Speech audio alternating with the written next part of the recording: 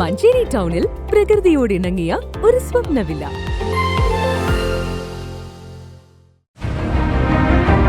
നിങ്ങളുടെ വീടിന്റെ വാഷ്റൂമുകൾ ഇനി ഗ്ലാമർ റൂമുകളാക്കാം സെറ സ്റ്റൈൽ ഗാലറിയിലൂടെ. Sera style gallery near cooperative college, Manjeri.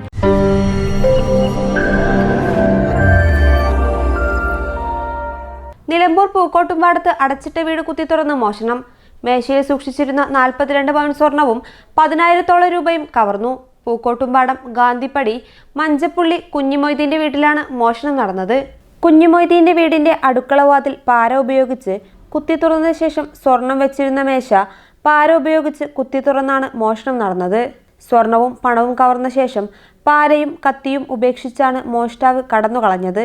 ചെറിയ മകന്റെ നിക്കാഹായിരുന്നു 26-ന്.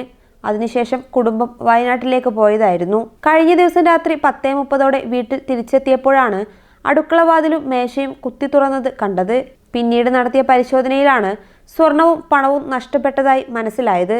പൂക്കോട്ടുംപാടം പോലീസിൽ പരാതി നൽകിയതിന്റെ അടിസ്ഥാനത്തിൽ പോലീസ് സ്ഥലത്തെത്തി പരിശോധന നടത്തി. News desk PTV Kerala.